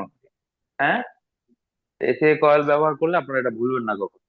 আইতে, আই ফর ইনস্টিগেট, কি করা হয় যদি প্ররোচনা দেয় কোনো কাজের প্রতি, কোনো অপরাধের, মানে কোনো অপরাধের প্রতি কেউ যদি কাউকে প্ররোচনা দেয়, তাহলে ধরা হবে সে কি করছে, অপরাধে সহযোগিতা করছে, অ্যাবেটমেন্ট করবে। যদি কনস্পিরেসি হয়, ষড়যন্ত্র করে, অথবা যদি এই কোনো সহায়তা করে, এই তিনটার যেটাই করুক আলটিমেটলি সেটাকে আমরা কি বলবো? অ্যাবেটমেন্ট বলবো। ঠিক আছে, তাহলে 107 ধারা বলছি। সহায়তার উপাদান কয়টি তাহলে? তিনটি। কি? সংক্ষেপে আমরা কি দিয়ে মনে রাখবো? এসে মনে থাকবে? ওকে, আচ্ছা। উদাহরণ দেওয়া হয়েছে এখানে, উদাহরণগুলো একটু পড়বেন, ব্যাখ্যাগুলো একটু পড়বেন। হুম, যেমন এখানে একটা ব্যাখ্যা হচ্ছে যে কোনো ব্যক্তি এমন কোন গুরুত্বপূর্ণ ঘটনা যা প্রকাশ করতে সে বাধ্য তা ইচ্ছাপূর্বক গোপন করে। তাহলে প্রকাশের বাধ্যবাধকতা রয়েছে, কিন্তু সে গোপন করছে। এই গোপন করার ফলে কি হয়েছে? ইচ্ছাকৃতভাবে কোনো বিষয় সম্পাদন করার ব্যবস্থা করে বা করার, কিংবা তা সম্পাদনকরণের বা সম্পাদনের ব্যবস্থার উদ্যোগ করে, সে ব্যক্তি উক্ত বিষয় সম্পাদনে প্ররোচনা করে বলে বিবেচনা হবে। মানে আপনার যে এই তথ্য প্রকাশ করার কথা ছিল, আপনি এটা গোপন করলেন। আমরা যখন কোর্টে সাক্ষী দেই তখন কি বলা হয়? যাহা বলিব সত্য বলিব, সত্য বই, কোনো কিছু মিথ্যা বলিব না, এবং কোনো কিছু গোপন করিব না। এই যে গোপন না করাটা, আর সে যদি গোপন করে যেটা তার বলার কথা ছিল, তাহলে সেটা এক ধরনের অপরাধ, এবং এটা অ্যাবেটমেন্ট হবে, প্ররোচনা হিসেবে কাউন্ট হবে। যেমন এখানে দেখা গেছে যে, দেখেন এক্সাম্পলটা এখানে দেওয়া আছে যে ভুল ব্যক্তিকে প্রতারণাপূর্বক গ্রেপ্তার করানো। মানে আপনি জানেন যে অমুক হচ্ছে ক, কিন্তু আপনি খ কে গ্রেপ্তার করানোর জন্য আপনি বললেন যে এই হচ্ছে ক। তাহলে আপনার কাছে এই তথ্যটা জানা ছিল, আপনি এটা গোপন করলেন, করে ওনাকে ক হিসাবে চালাই দিলেন, ওনাকে গ্রেপ্তার করে নিয়ে যাওয়া হলো। আপনি আসলে কি করলেন? অপরাধে সহযোগিতা করলেন আর কি। আচ্ছা, এবার এক্সাম্পল দেখেন, যে ব্যক্তি কোনো কাজ করার সময় উক্ত কার্য সম্পাদন সুচারুকল্পে কোনো কিছু করে এবং তার দ্বারা এর সম্পাদন সুগম করে, সে কাজে সহযোগিতা করেছে বলে গণ্য হবে। মানে আপনি সরাসরি অপরাধ করেন নাই, কিন্তু আপনি এমন কাজ করছেন যে অপরাধ করাটা কি হয়? সহজ হয়ে যায়, ইজিয়ার হয়ে যায়, রাস্তাটা ক্লিয়ার করে দিচ্ছেন আপনি। তাহলে এটাও এক ধরনের অপরাধের সহায়তা হিসেবে গণ্য হবে। এক্সাম্পল গুলো ধরে ধরে পড়বেন একটু, দয়া করে, মেহরবানি করে, কারণ পেনাল কোডের কোশ্চেন হবে এক্সাম্পল থেকে। আর এই এক্সাম্পলের পার্থক্য যদি আপনি ধরতে না পারেন, তাহলে আপনি দেখবেন যে অনেক সিমিলার মনে হয়, যে এটা এটারই মনে হয়। এই যে অপরাধের সহায়তা, অপরাধের সহায়তা, এই যে এক ব্যক্তির জায়গায় আরেক ব্যক্তিকে মানে পরিচয় করাই দিলে সেটা একটা অপরাধ হচ্ছে। এবং সেই অপরাধটা কোন ধরনের অপরাধ? অপরাধের সহযোগিতা, এবং কি হিসাবে? ইনস্টিগেট হিসাবে। আবার আপনি হচ্ছে কোনো কাজ করে অপরাধ করার পথটা সুগম করে দিলেন, কিংবা কোনো কার্যবিরতির মাধ্যমে এই কাজটা করলেন, এটা এক ধরনের সহযোগিতা। আপনি কিন্তু সহজে কাজ করেন নাই, কার্যবিরতি দিয়েছেন। আপনার কার্যবিরতিও কি হয়ে যেতে পারে? সহজ হয়ে যেতে পারে। যেমন আমরা সামনে 108 ধারা পড়লে দেখবেন এখানে আর একটু ক্লিয়ার হবে। অ্যাবেটর, হ্যাঁ, 108 ধারায় কি বলা হয়েছে? যে ব্যক্তি কোনো অপরাধ সংগঠনে বা অপরাধ বলে গণ্য কোনো কার্য সংগঠনে সহায়তা করে, সে ব্যক্তি অপরাধে সহায়তা করে।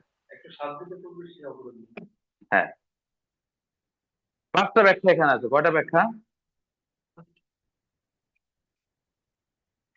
5টা ব্যাখ্যা একটু মাথায় রাখতে হবে, ঠিক আছে?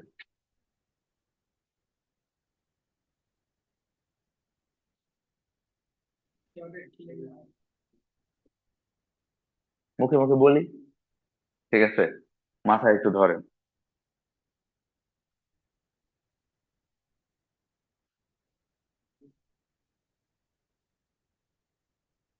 আচ্ছা, কোন কাজের অবৈধ বিরতি, আপনার কি ভাই এগুলো কাজ চলে? পানি দিন ভাই, জাতির উদ্দেশ্যে। আচ্ছা, 5টা ব্যাখ্যা বলি আমরা, 5টা ব্যাখ্যা বলে শেষ করে দেবো, টেনশন নাই। 1 নম্বর হচ্ছে কার্যের বিরতি। কোনো কাজটা আপনার করার কথা ছিল, আপনি এই কাজ থেকে কি করেছেন? অবৈধভাবে বিরতি দিয়েছেন। আপনার এই অবৈধ বিরতির ফলে কি হবে? অপরাধ হিসেবে এটা গণ্য হবে। কার্যের অবৈধ বিরতিতে সহায়তা করেন অপরাধ রূপে গণ্য হতে পারে, যদিও প্ররোচনাদাতা উক্ত কার্য সম্পাদনের জন্য স্বয়ং বাধ্য নয়। যেমন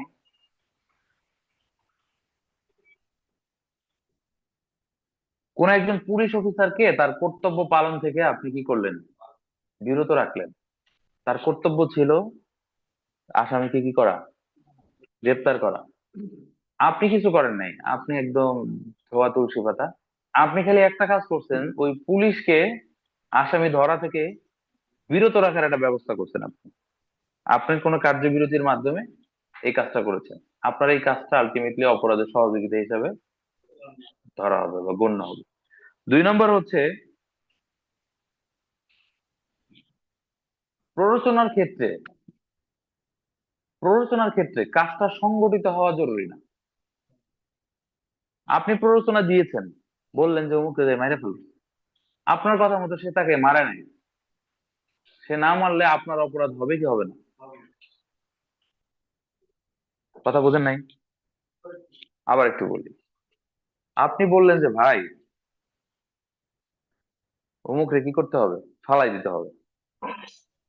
ঠিক আছে, ফালাই দেওয়া বুঝেন তো, অমুকরে ফালাই দিতে হবে।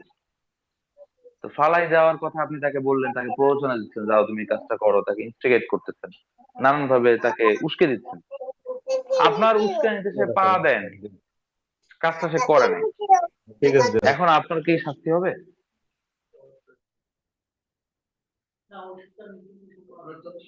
আমি তো অপরাধ করি, অপরাধটা আবার কেমন ছিল? প্ররোচনা আমি একটা বন্ধ না দিই, প্ররোচনা তো এ করা নাই বা ছিল আমি দোষ, আমি দোষ, দোষ তো হয় না, কিন্তু অপরাধ করতে এই ধারা এইটাই সংগঠিত তদন্ত সত্যি। আচ্ছা, এ বি কে এই মর্মে প্ররোচিত করতেছে যে তুমি সি কে কি করো, খুন করো। তাহলে কিন্তু খুনটা বি করেছে, যদি খুন করে তাহলে বির অপরাধ কি, খুনি। করি আর এর অপরাধ খুনে কি করা,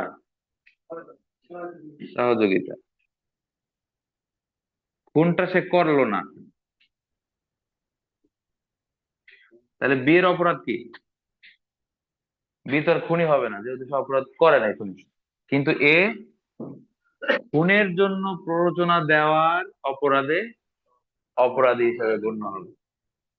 কথা বোঝা গেল? তার মানে অপরাধে প্ররোচনা দেওয়াটা একটা নিজের স্বতন্ত্র অপরাধ। কথা কি বোঝা গেছে? এই জন্য পরিণতি ঘটাটা জরুরি না। আপনার মোটিভেশনের ফল নাও আসতে পারে, ফলাফল পরিণতিটা গুরুত্বপূর্ণ না, যেটা আপনি কি কাজে মোটিভেশন দিয়েছেন, কোন কাজে প্রয়োজনা করেছেন, কোন কাজে সহযোগিতা করেছেন, হ্যাঁ, সেই কাজের জন্য আপনি অপরাধী হিসেবে সাব্যস্ত হবেন। এখানে বি এর কোনো অপরাধ হবে না, কিন্তু এ অপরাধী হবে। এই হলো 2 নম্বর ব্যাখ্যা। কেমন? দুই নম্বরটা পুরোটা কি বললেন তাহলে? প্ররোচনা দাতা অপরাধ সংগঠন করার জন্য এটা প্রয়োজনীয় নয়, এটা জরুরি নয় যে সাহায্যকৃত কার্যটি সম্পাদিত হবে কিংবা অপরাধ সংগঠনের জন্য প্রয়োজনীয় পরিণতি ঘটবে। অর্থাৎ প্ররোচনা দাতার জন্য এটা জরুরি না, প্ররোচনা দাতা অপরাধী হওয়ার জন্য এটা জরুরি না যে তার প্ররোচনা অনুযায়ী কাজটি সম্পাদিত হয়েছে। সম্পাদিত হোক আর না হোক, আপনি প্ররোচনা দিয়েছেন, আপনি অপরাধী হয়ে গেছেন। প্ররোচনার জন্য কাজটি সম্পাদিত হয়। রাইট, ঠিক আছে, প্ররোচনা দিলেই হবে, কাজটি সংগঠিত হওয়া জরুরি না। আচ্ছা, 3 নম্বরে গিয়ে বলছে বি যদি কাজটা তার কথা মতো করে অপরাধী হবে, না করে এই অপরাধীটাকে কি হবে? হ্যাঁ, বি অপরাধী হবে না। ঠিক আছে, প্ররোচনা দিতে সে কাজ হবে না, এই অপরাধ। এখন একটা মজার কথা বলি। এই এ বি কে যে প্ররোচনা দিয়েছে, বি এর বয়স হচ্ছে 9 বছরের কম, 8 বছরের শিশু, কিংবা বি একজন পাগল বা এনিথিং, তাহলে তার কাজ তো অপরাধ হিসেবে গণ্য হবে না। এখন এ যদি বলে, এই দাবি করে যে আমি যাকে বলছি ওই তো পাগল, ঠিক আছে, ও তো শিশু, এই অজুহাতে তার এইটা অপরাধ হিসাবে থেকে তার নিষ্কৃতি পাওয়ার কোনো সুযোগ নাই। আচ্ছা, এবার ব্যাখ্যা ব্যাখ্যা 3-এ পড়ি আমরা। দুষ্কর্মের সাহায্যকারী ব্যক্তির অর্থাৎ যাকে সাহায্য করা হয়েছে সেই ব্যক্তি আইনত অপরাধ সংগঠনের যোগ্য কি যোগ্য না, ডাজেন্ট ম্যাটার। ঠিক আছে, যোগ্য হওয়া প্রয়োজনীয় নয়, অথবা দুষ্কর্মের সাহায্যকারী ব্যক্তির মতো একই রূপক দোষজনক অভিপ্রায় বা জ্ঞান কিংবা যে কোনো দুষ্ট অভিপ্রায় বা জ্ঞান প্রয়োজন নয়। মানে হলো এই এ ব্যক্তির মনের মধ্যে যেগুলো কাজ করতেছে, যে দুষ্ট চিন্তা, যে খারাপ ধারণা, এই একই ধারণা তার মধ্যেও থাকতে হবে, নট নেসেসারি। মানে একে অপরাধী হওয়ার জন্য, এর অপরাধী হওয়ার জন্য শর্ত এটা না যে বীর মনে কি ছিল। দেখার বিষয় হচ্ছে এর মনে কি ছিল। আমি কি একটু কঠিন করে ফেললাম? পরিচালিত ব্যক্তি তার মানে কি আপনি আপনার মতো করে বের করেন, কিন্তু বিষয় ধরতে পারছেন কিনা। আচ্ছা আসি, প্রথমে আমরা কি বললাম, কোন ব্যক্তির কার্যবিরতি, কোন ব্যক্তির কার্যবিরতির ফলে সেটা অপরাধ হিসেবে গণ্য হতে পারে। যেমন পুলিশকে তার দায়িত্ব পালন করতে আপনি কি করলেন, দায়িত্ব পালন থেকে বিরত থাকতে আপনি সহযোগিতা করলেন। যেমন ধরেন একটা এক্সাম্পল বলি, যে কোন একটা সিকিউরিটি গার্ড, সাপোজ তার দায়িত্ব হচ্ছে অফিসের কি করা, নিরাপত্তা বজায় রাখেন। অফিসের ডাকাতি করতে ঢুকতেছে একটা গ্রুপ, আপনি গিয়ে সিকিউরিটি গার্ডের সাথে গল্প করতেছেন, জাস্ট খোঁজ খবর নিচ্ছেন, কেমন আছেন, কি খবর ইত্যাদি। উদ্দেশ্য হচ্ছে তাকে এই দিকে কনসেন্ট্রেট রাখা, তার দায়িত্ব পালনে তাকে ব্যাঘাত ঘটানো, তাকে দায়িত্ব পালনে ব্যাঘাত ঘটানোর মধ্য দিয়ে আপনি ওই যে অপরাধীদেরকে কি করতেছেন, ঢোকার একটা সহযোগিতা করতেছেন। তাইলে আপনার এটা অপরাধের সহযোগিতা হিসেবে গণ্য হবে। এটা হলো 1 নম্বর। 2 নম্বর পয়েন্টে কি ছিল, যে আপনি যাকে প্ররোচনা দিচ্ছেন, আপনার কথা মতো যদি সে কাজটা নাও করে, আপনার প্ররোচনার ফলাফল যদি নাও আসে, আপনি প্ররোচনা দেওয়াটাই আপনি অ্যাবেটর হিসেবে গণ্য হবে। 3 নম্বরে এসে বলতেছে যে আপনি যাকে প্ররোচনা দিচ্ছেন তিনি যদি শিশুও হয়, পাগলও হয়, কিংবা আপনার মতো এরকম গিলটি মাইন্ড যদি তার মধ্যে নাও থাকে, কিচ্ছু আসা যায় না। আপনি প্ররোচনা দিয়েছেন, আপনি কি হয়ে যাবেন, অ্যাবেটর হয়ে যাবে। ঠিক আছে, আমি কি তৃতীয়টা বলতে পারছি? তৃতীয়টার সাথে একটু সিমিলার আছে। দ্বিতীয়টা হচ্ছে যে কাজ ফলাফল আসা জরুরি না। তৃতীয়টা হচ্ছে ওই ব্যক্তির ওই ব্যক্তির অপরাধ করতে যেমন ধরেন একজন প্রতিবন্ধী, একেবারে কি অবস্থায় আছে, মানে শয্যাশয়ী, তাকে আপনি একটা অপরাধের জন্য প্ররোচনা দিচ্ছেন। এখন পরে আপনাকে যখন ধরা হয়েছে, তখন আপনি বললেন যে আমি ওর প্ররোচনা দিছি ঠিক আছে, কিন্তু ও কি এই কাজ কোনোদিন করতে পারবে? ও তো হলো ল্যাংড়া, লুলা, ও তো নিজেই চলতে পারে না। তাহলে আমার এই প্ররোচনায় কি আসে যায়, আমার এই প্ররোচনার তো কোনো ইফেক্ট নাই। এই কথা বলে আপনি পার পাবেন না, কারণ আপনি কি করেছেন, প্ররোচনা দিয়েছেন, এটা ইটসেলফ এ অফেন্স, এটা নিজেই একটা কি অপরাধ। ক্লিয়ার? 3 নম্বর গেল, ব্যাখ্যা 3 গেল কেমন। এবারে আসেন ব্যাখ্যা 4। আচ্ছা এখানে উদাহরণ আছে, আমি কি উদাহরণ বলবো? উদাহরণ পড়ে নিন আপনারা। ঠিক আছে, ব্যাখ্যা 4 উদাহরণগুলো পড়বেন ভাই, উদাহরণ না পড়লে কিন্তু ধরা খেয়ে যাবে। হ্যাঁ, আচ্ছা, অপরাধের সহায়তা অপরাধ রূপে গণ্য হওয়া বিধায় অনুরূপ দুষ্কর্মের সাহায্য অপরাধ হিসেবে বিবেচিত হবে। এখানে একটা প্যাচ আছে, ছোট করে আর কি। ঠিক আছে, তাহলে একটু আপনি একটু ভেঙে দেন না, বলেন না কি আছে এখানে। 4 নম্বর ব্যাখ্যাটা একটু আমাদেরকে ক্লিয়ার করেন।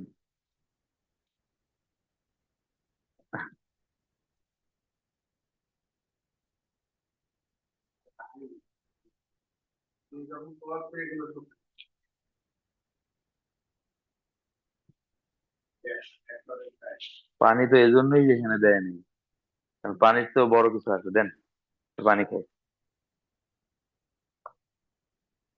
কি আছে এখানে, 4 নম্বরের উদাহরণটা পড়েন।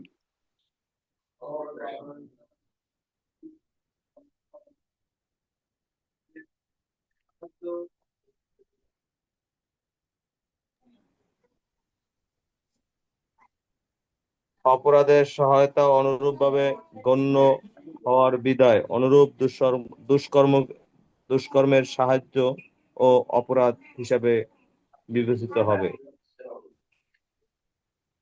আচ্ছা, এবারে দেখেন এখানে এ কে আমরা কি হিসাবে পেয়েছিলাম? এ হচ্ছে অপরাধের সহযোগিতা করতেছে, একজনকে প্ররোচনা দিচ্ছে, তাই না? এখন এই যে এর কাজটা, এটা একটা অপরাধ না? এ বি কে বলতেছে যে খুন করো, এই যে কমান্ড করলো, প্ররোচনা দিল, এটা একটা অপরাধ। এখন একে যদি কেউ সহযোগিতা করে,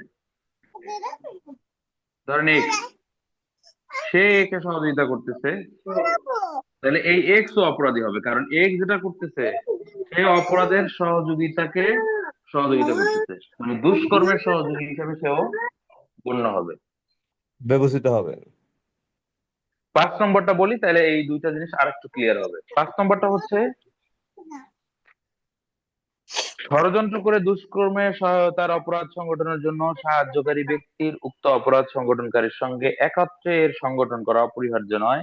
যে ষড়যন্ত্রের অনুকরণে উক্ত অপরাধ সংগঠিত হয় সেই ষড়যন্ত্রে তার যোগদানই যথেষ্ট বলে বিবেচিত হবে। একটা শব্দ মাথায় রাখবেন, যোগদান, যাকে আমরা বলতে পারি অংশগ্রহণ, তাই না? কানেক্টেড থাকা আর কি। একটু বেশি দাও তারপর ধরেন একটা মাস্টার প্ল্যান, কেন শেখ হাসিনা নিজে কোনো অস্ত্র না চালাইয়াও সে খুনি হিসাবে বিবেচিত হবে, যদিও সে নিজে কোনো গুলি করে নাই, কাউকে করছে? হ্যাঁ,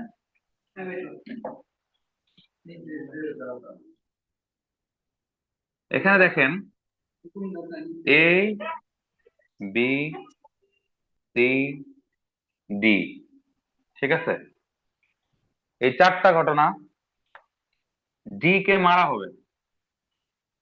ডি কে মারার জন্য এ বি কে প্ররোচনা দিল যে তুমি কি করো, সি কে বলো ডি কে মারতে। আচ্ছা, এই সি জানে না যে এই এ এই কাজটা করছে, ঠিক আছে? এখন বলেন এই ঘটনার সাথে এ বি সি তিনজনই কানেক্টেড না? কিন্তু এ এর সাথে সি এর কোনো পরিচয় নাই। নির্দেশটা কে দিয়েছে? এ দিয়েছে, কিন্তু সি জানে যে এ না কে দিয়েছে তা জানে না, সি জানে কাজটা কে বলছে। ধরেন এটা হলো পিএম, এটা হলো ডিসি অথবা আইজিপি, ঠিক, অথবা স্টেট মিনিস্টার আর কি, ঠিক আছে? এর ধরেন হলো ডিবি হারুন, ঠিক আছে? আমরা মজা করে দিচ্ছি, এটাকে কেউ পার্সোনালি নেওয়ার সুযোগ নেই, ঘটনা তো ঘটছে, আর বোঝার সুবিধার্থে আমরা বলতেছি। তাহলে ইনি যে অর্ডারটা দিছে ইনি তো এটা শোনে নাই, ইনি শুনছে কারটা? এটা। বাট পুরো জিনিসটা হচ্ছে একই ঘটনার অংশ, একই ঘটনার অংশ, ডি কে মারার প্ল্যান আর কি। তো এই ডি কে মারার প্ল্যানের সাথে যে যেখান থেকেই যুক্ত হোক প্রত্যেকেই অ্যাবেটর হিসেবে গণ্য হবে, প্রত্যেকে অ্যাবেটর হিসেবে গণ্য হবে, একে অপরকে না চিনলেও হবে, একে অপরকে না চিনলেও হবে, চেনাটা কোনো ফ্যাক্টর না। আমি কি বলতে পারলাম? তাহলে 4 এবং 5-এর মধ্যে কি বলছে? 5-এ বলছে যে এই একই ঘটনায় যোগদান করাই যথেষ্ট। হ্যাঁ, কারো কাছে কারো পরিচয় জানা না থাকলেও কোনো ফ্যাক্টর না, সবাই এই ডি কে মারার প্রশ্ন হচ্ছে যে ডির মৃত্যুর জন্য এরা হলো অ্যাবেটর। আর 4 নম্বরে যেটা বলা হয়েছে যে এই যে বি কে বিসি কে যে মানে প্ররোচনা দিচ্ছে,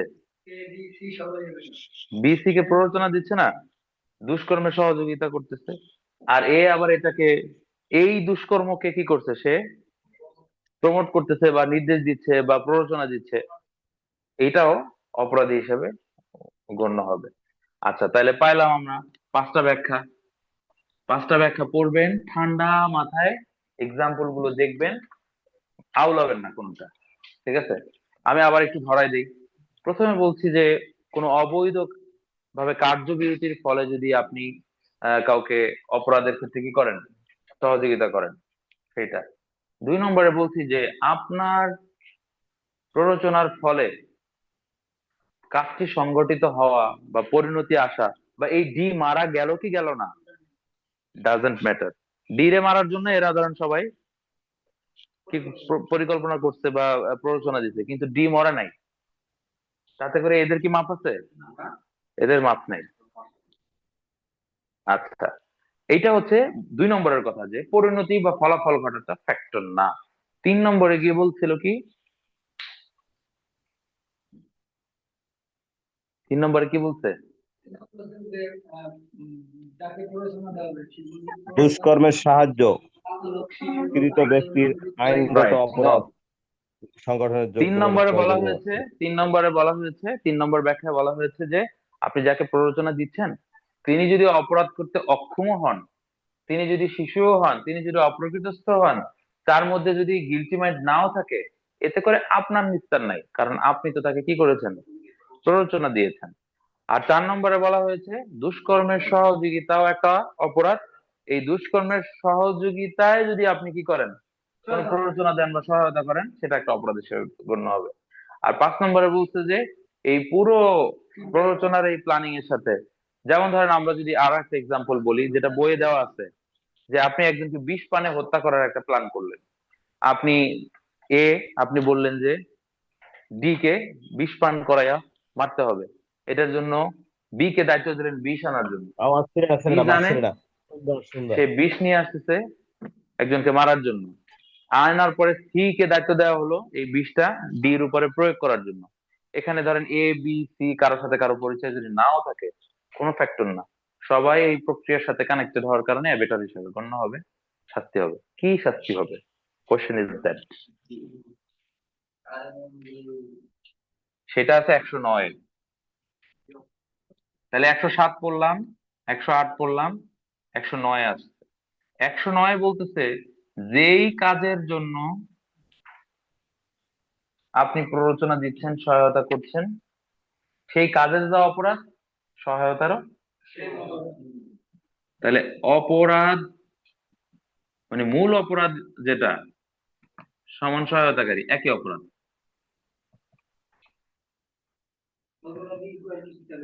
অপরাধীরও যা, সহায়তাকারীরও তা, সেম অপরাধ। খুনের জন্য প্ররোচনা দিচ্ছেন, খুন করে ফেলছে, খুনিরও যা দণ্ড, সহায়তাকারীরও তাই দণ্ড। কথা ক্লিয়ার? কেন এক্সপিএম সকল হত্যা মামলার 1 নম্বর আসামি হচ্ছে?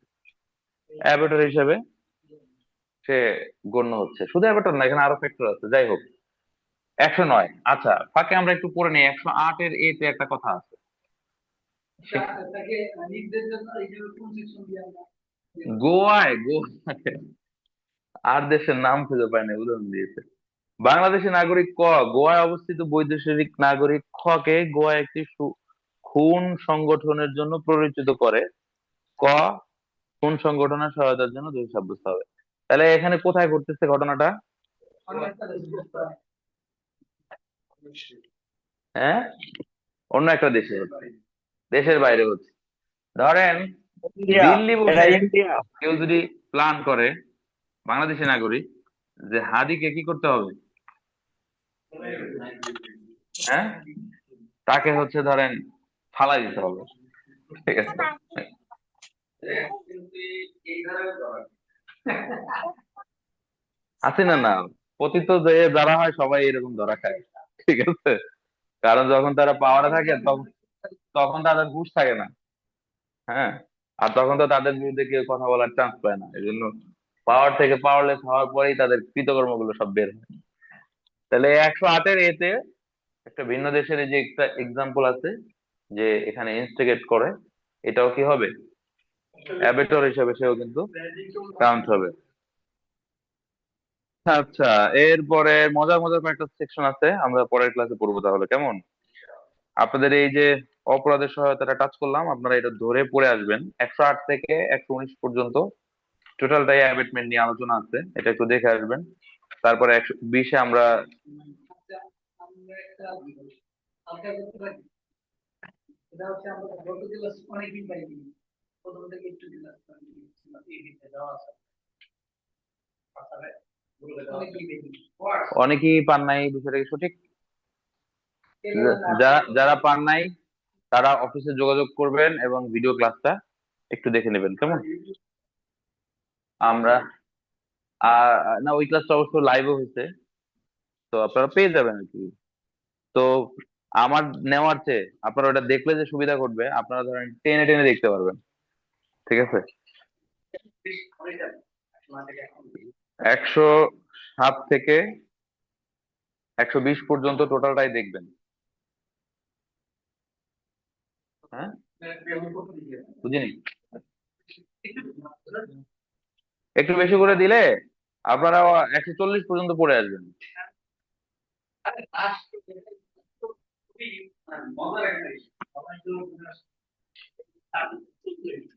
আচ্ছা, তাহলে আমরা আজকে কি কি পড়লাম আমরা একটু যদি এক কথায় সামারাইজ করার চেষ্টা করি। আমরা জেনারেল এক্সেপশন পড়লাম, কোনগুলো অপরাধ হিসেবে গণ্য হবে না। সেখানে আমরা 73 থেকে 80 পর্যন্ত একটা পার্ট পড়লাম, যেগুলোকে আমরা বলছি law related, private, general exception. এরপরে আমরা সেখান থেকে পড়লাম হলো 81 থেকে 83, তারপরে 87, 88, 89, 90, 91, তারপর 92 থেকে 95, এরপর 93 থেকে 106 পর্যন্ত পড়লাম প্রাইভেট ডিফেন্স। সেখানে বিশেষ করে আমরা পড়লাম 100 এবং 103। এই 100 এবং 103-এর মধ্যে আমরা 10টা কারণ দেখলাম, 103-এর 6টা কারণ, যেটাকে আমরা বলেছি জিডি, সি আর ইউকে, এবং 103-এর 4টা কারণকে আমরা এইচআরএম দিয়ে প্রকাশ করলাম। এই তো। এরপর 107-এ আমরা অ্যাবেটমেন্ট বললাম, অ্যাবেটমেন্টের এসিআই, তাই না, 3টা উপাদান। তারপরে অ্যাবেটর, অ্যাবেটর 108, সেখানে আমরা বললাম 5টা ব্যাখ্যা। আর 109-এ আমরা জানলাম অপরাধ এর শাস্তি, যেটা মূল অপরাধের শাস্তি, যা সহায়তাকারীরও শাস্তি, তা। That's all. তার কোনো প্রশ্ন আছে কিনা? তাহলে পড়া থাকলো কত? পরে আসবেন 140 পর্যন্ত। এই তো 107 থেকে 140 পর্যন্ত পড়ে আসবেন। কারো কোনো প্রশ্ন আছে কিনা? হ্যাঁ, নজরুল ভাইয়ের কোনো প্রশ্ন আছে কিনা? নজরুল ভাই ভাই আসলে আপনার সরাসরি ক্লাস করতে এখানে পারলে ভালো হইতো। এই যে কিছু দুষ্ট আছে ক্লাসে, বুঝছেন, যারা হ্যাঁ, আপনাকে খুব মিস করতেছে। ওই ক্লাসে কয়েকজন আছে আপনাকে খুব মিস করতেছে। আরে আচ্ছা, ঠিক আছে। অনলাইনে যারা আছেন তাদের আর কারো কোনো প্রশ্ন আছে কিনা? তাদের একটা কথা থাকে যে আপনাদের দিকে কনসেন্ট্রেট করা হয় না, কিন্তু আমি তো চেষ্টা করি কানেক্ট করার জন্য। ঠিক আছে, আমরা আজকের মতো শেষ করছি। আসসালামু আলাইকুম রহমতুল্লাহি ওয়া বারাকাতুহু।